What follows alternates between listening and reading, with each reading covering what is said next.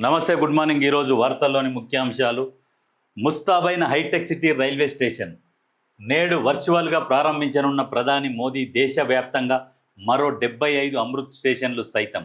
హైదరాబాద్ మహానగర పరిధిలోని hitech city railway స్టేషన్తో పాటు దేశవ్యాప్తంగా పునరాభివృద్ధి చేసిన 75 అమృత్ స్టేషన్లను ప్రధానమంత్రి నరేంద్ర మోదీ శుక్రవారం వర్చువల్గా ప్రారంభించనున్నారు. అమృత్ భారత్ స్టేషన్ పథకం కింద తెలంగాణలో ఎంపిక చేసిన 40 స్టేషన్లలో హైటెక్ సిటీ ఒకటి కాగా సుమారు 26 కోట్ల వ్యయంతో దీనిని అభివృద్ధి చేశారు.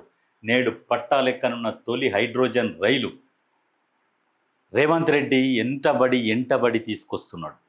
వాస్తవానికి అడగకుంటే అమ్మాయినా అన్నం పెట్టదు అన్నట్టు మనం ఎన్నో మూసుకొని కూర్చుంటే ఎవరు మనకి ఇయ్యరు.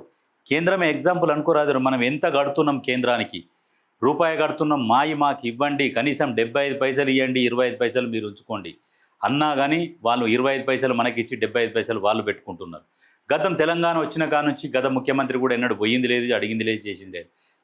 ఇప్పుడు రేవంత్ రెడ్డి కాంగ్రెస్ పార్టీ అయినా ఆయన బీజేపీ అయినా పోతున్నాడు. పార్టీలతో సంబంధం లేకుండా మాకు బడేబాయి లెక్క ప్రధానమంత్రి ఖచ్చితంగా మాకు రావాల్సినవి రావాలి, తెలంగాణ అభివృద్ధికి సహకరించండి అని చెప్పేసి బ్రతిమలాడుతున్నాడు, రిక్వెస్ట్ చేస్తున్నాడు, రకరకాల ప్రయత్నాలు చేస్తూనే ఉన్నాడు, తీసుకొస్తూనే ఉన్నాడు, తీసుకొచ్చి తెలంగాణని డెవలప్ చేస్తూనే ఉన్నాడు.